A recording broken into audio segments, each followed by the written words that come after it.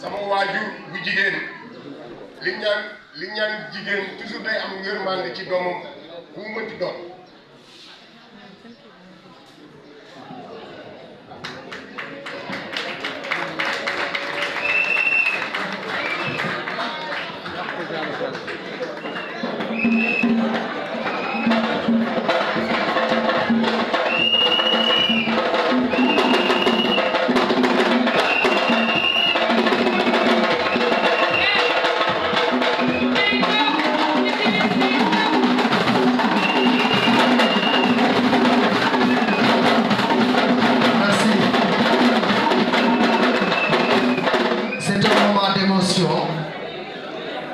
Il faut ñu comprendre ko Rob dafa mel ni man mënuma wax sama yaay te jooyu mais ñu lay ñaan rek nga dëgër tuuti continuer li nga xam ne moom ngay wax parce que tey loo am ginnaaw yàlla ak yonent bi sa liggéeyu ndey sa barke la kon nag maire bi boo ko tuddee jooy rek xam nañu lu tax mais paasal foofu rek nga dugg ci biir yëf yi. damay continuer ngeen jéggal ma ngeen baal ma wax comme ni ma wax. donc bu jegee sa xolu yaayam lu mu tudd ci moom day jooy donc il faut ma àggali mu gis coono gi may def ci entraînement ak suma pare dem liggéey mu ne ma looy entraîné looy sonal sa yaram baa do xaalis moo tax nga koy def noonu la ma wax ba léegi tontu ma ko parce que man du ma tontu mag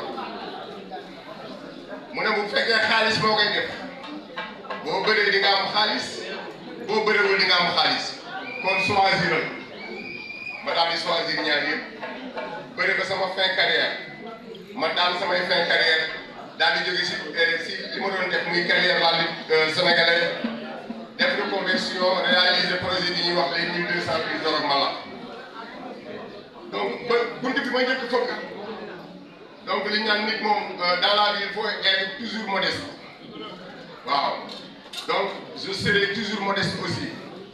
parce que yàlla moo bëgg loolu yonent bi sallallahu alayhi wa sallam moo gën ñëpp bu ko neexoon dara du ko dal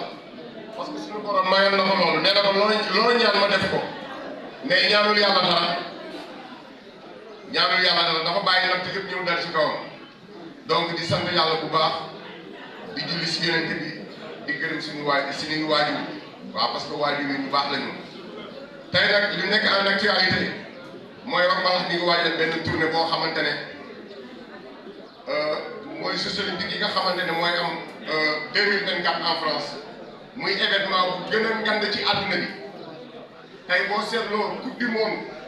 Jeux olympiques moo ko gën a ngand am na benn footballeur boo xamante ne dafa def carrière mu nekkoon footballeur bu c'était le plus payé des footballeurs mu ne leen rek lay rëccu si carrière am li tax deful Jeux olympiques ñu ne ko lu tax loolu dina metti mu ne mi ngi mel ni defuma dara si sama carrière sportive c'est vrai lépp loo mën a def si sport te demoo découvrir le monde olympique donc day am lu lay manqué aujourd'hui yàlla def na ma am trajectoire boobu jaar fa donc mu war a aujourd'hui tey bi ma fëggee buntu yi ñu xam ne kii c'est un homme patriote donc jaar na si kii yooyu déjà man aujourd'hui maa ngi sama accréditation pour un invité les Jeux olympiques ba pare di promouvoir aussi li tubaab yi bëgg moo tax macha allah aujourd'hui boo seetloo lii nekk sama dënn NGE ak TSO donc samay partenaires lañu war ma accompagner ci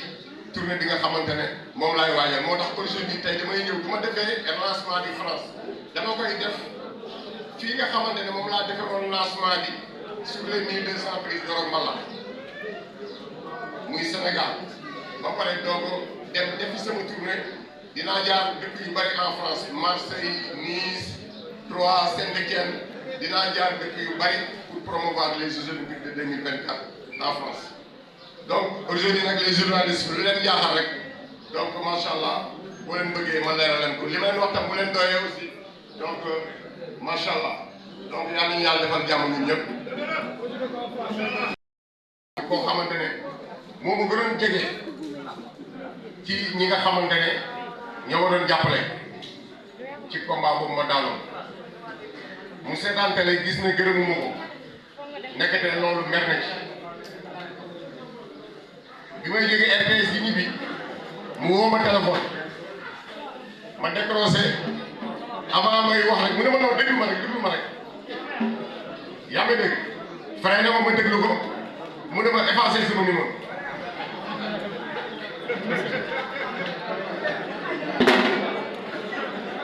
ma ne ko waa gannaaw mais lu tax may effacé sa numéro yaa ngi dégg mu ne ma waaw yaa ngi gërëm ñëpp bàyyi ma waaye déglu rek ma ne ko dama la fàtte yaa ngi dégg mu ne ma effacé sama numéro daal nag ka bañ coupé téléphone ma daal di insisté woowaat ko. donc mooy prise bi nga xamante ne bëri naa ko Pape Cissé daal ko ji mooy bi ma waree nombre donc prise bi moom mi ngi tudd surpassement en arrière surpassement en arrière waaw surpassement en arrière donc prise boobu moom mu gën a marqué si sama projet bi nga xamante ne moom laa teg quoi parce que bi ma ko defee ba léegi donc pratiquement am na ñu ne bu fi yemoon sax donc noonu rek mën na génne 1800 prise boobu parce que ci kanam la ci ginnaaw la ci wet mën nga ko bëree côté bu mu la neexee daal léegi lu wax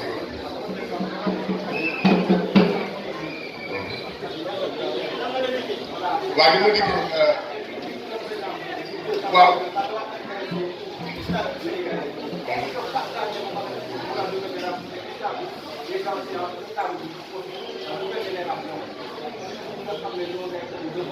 presse du ma tudd benn mbër du conférence de presse benn mbër donc mbër bi conférence de presse doo ko gis beneen mbër donc sama conférence de presse la soxla wu ma ci mbër yaa may dégg kon donc ñoom ñu nekk tey fi kay la nekkee mel ni ñu mbër yëpp waaw parce que sama idole la xam nga sama confidence la donc du conférence de presse beneen mbër sama conférence de presse la moo tax presse bi rek laa war a invité comprendre waaw bi ci tegu mooy que expérience c'est l'expérience qui fait la différence li tax ma mën a réaliser 1200 techniques de lutte y a un musicien qui disait que si début carrière am que dinaa def 1000 morceaux aujourd'hui il a dépassé les 1000 morceaux donc man su ma waxee ne dama réaliser 1200 techniques de lutte tey boo xoolee sama carrière sportive wala nga xool fi ma jaar ci boppat dem sur le plan international ba ci làmb di ci wane ay prise yoo xamante ne tey buñ la ci déggoo tigal rek da nga naan lii ay fétiche la donc aujourd'hui su ma nee réalisé naa 1200 techniques de lutte ak par rapport ak dëkk yi nga xamante ne tey dem naa fa jaar naa fa lu mel ni Kazakhstan Ouzbékistan Azerbaïdjan Pakistan donc dëkk yooyu yëpp les pays de lutte Turquie Bélarussie xam nga comme on dit j'ai pas 100 ans mais j'ai fait 100 pays donc kooku loolu yëpp boo ko boolee expérience lay doon donc man damay nelaw sax xalaat benn prise damay nelaw xalaat benn prise daal di jóg def ko mun naa nelawaat xalaat prise jóg def ko billaahi wallaahi tallaahi waaw donc moo tax loolu su ma ko defee impérativement dama moo tax si liggéey boobu lay def dama koy partagé maa ngi koy partagé parce que déjà il y a 15 prises exemplaires yoo xamante ne ñu ngi ci YouTube bi boo tàppee di ko gis donc yooyu lancement la te boo ko seetaanee da ngay xam ne lii donc am na yeneen gis nga waykat bu woyee morceau bu neex bu woyee cassette bu neex donc ñu ngi xaaral prochain album parce que li mu def dafa neex donc li ma wane nag dafa neex gars yi dañuy xaaral mu indi laat leen lépp ñu ngi sama banque de données donc saa yi boo bëggee ñu consommé dinaa génne gars yi consommé li ñu doon kon donc dama koy partagé waaw. Suivi les indi ma laaj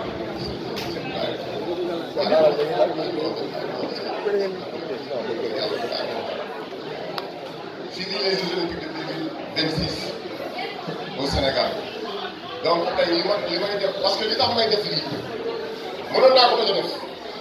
mais li tax ma koy def donc dinaa ko gën a leeral tey mooy man bi may def sama cérémonie de lancement sur les 1200 prises de Ramballa tubaab bi dañoo jóge France ñëw Sénégal présider sama événement te ki nga présidé c'est le président fédération française de lutte mu ñëw fay lu ma ko hôtel jënd lu ma ko billet def lu ma ko dara mu ñëw représenté ñaari kuréel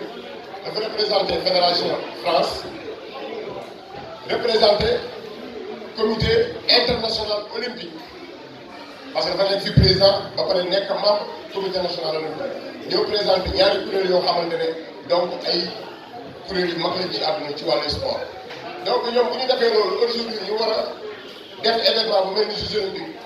man nag ku ma woo ku ma xuri la ñoo ma ko jiit naa leen ko delloo dama leen delloo jiital moo tax en haute voix ma ne damay promouvoir les Jeux olympiques de 2024 en France bi ma ko waxee bu may ka naanee automatiquement tubaab bi dañu daw song ne ma looy xaar ma ne leen démb ci laa nekk nag nii tournée bi maa ngi commencé début janvier donc mu terminé mi-février incha allah. la dernière question parce que dafa figuré lu bari donc tey tournée bi may def booy seet damay dem ci commune bi dinaa dem aussi si conseil bi nga xamante ne tey ñoo nekk dans les différentes régions en France dinaa dem aussi si club de lutte bu may dem damay ànd ak sama vidéo projecteur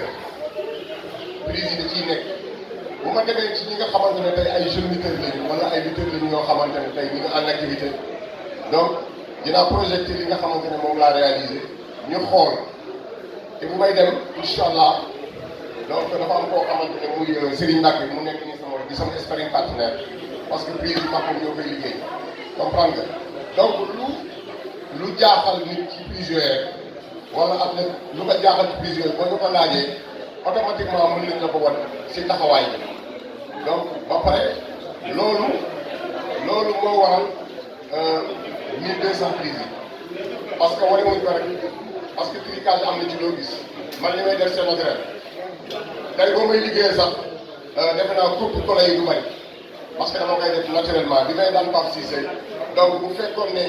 kenn fekkee ko dañ naan coupe collé la parce que dañ naan lii mënul nekk merci beaucoup dañ naan lii mënul nekk dafa nekk sama gannaaw bëri doole lool macha allah ma def li may def nit ñi tegaloo seen bët donc aujourd'hui su ma waxee lii donc ñëpp war nañ ko mën a dégg ñu ngi noonu. tey ndaw si toogoon fii li koy wax madame Diack donc pratiquement moom moo bind livre bi la lutte mon histoire donc lu bare la ni may joxee livre bi nag ay audience lay doon donc su ma waree jox Sénégal seeni livre donc dinaa jaar par la voie hiérarchique c'est-à-dire dinaa gis le ministre des sports mu jaar ci moom wala ma gis le président de la République n'importe quel pays te incha allah ça va se dérouler comme ça incha allah. Les Jeux olympiques de France, de Paris en 2024. Mais il y a également les JOJ qui vont se dérouler au Sénégal en 2026. En prélude à ces événements de dimension mondiale, Roch Mbalax, grâce à son intelligence qu'il a acquis dans le monde de la lutte, a profité de cette occasion justement pour sceller un partenariat et lancer un grand défi. L'histoire retiendra que Roch Mbalax est le premier lutteur à avoir mis sur pied cette belle initiative, c'est-à-dire 1200 prises confectionnées et mises dans un bouquin qui pourra être visité par tout le monde.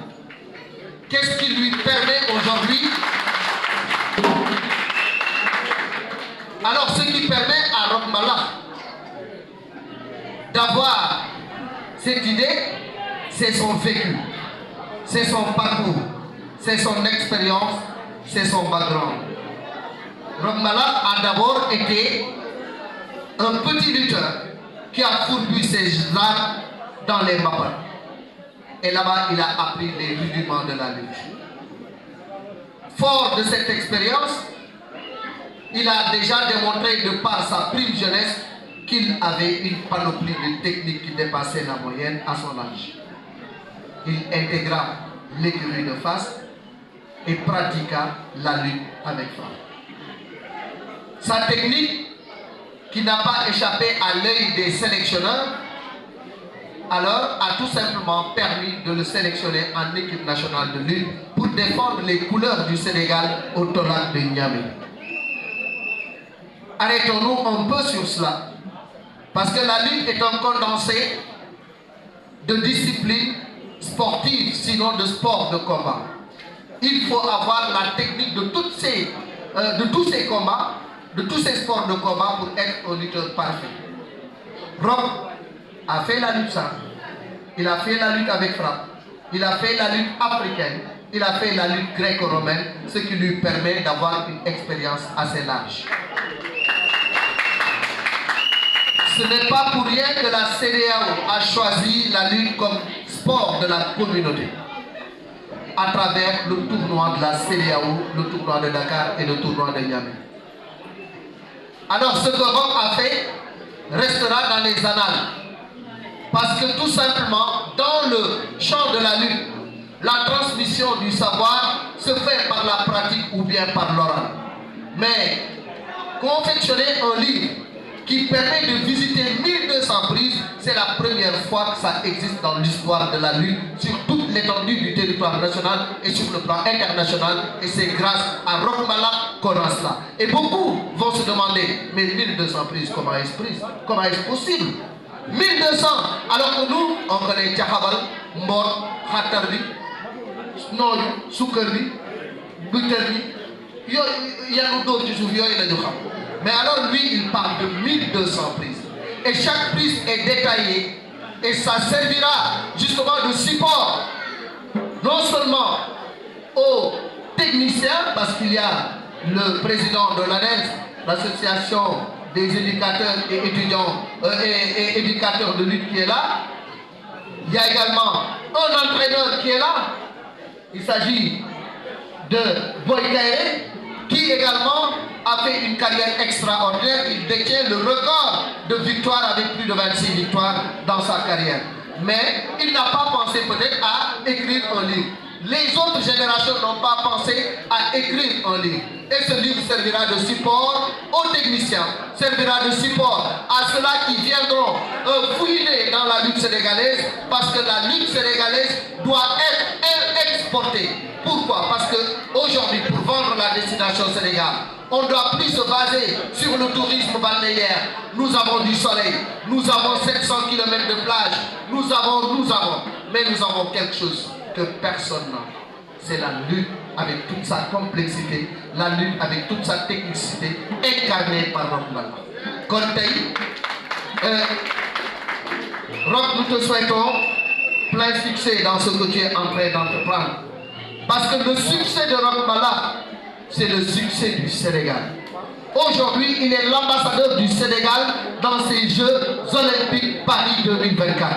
Et nous lui souhaitons de réussir sa mission, parce que s'il réussit sa mission, ça ouvrira d'autres portes pour le Sénégal et pour la lutte sénégalaise. Donc merci à Rock. Je vais m'arrêter là et laisser la parole à d'autres gens pour pouvoir continuer. Mais en tout cas, pour la postérité et pour l'histoire, Rock Mala restera à jamais le premier à avoir initié 1200 prises.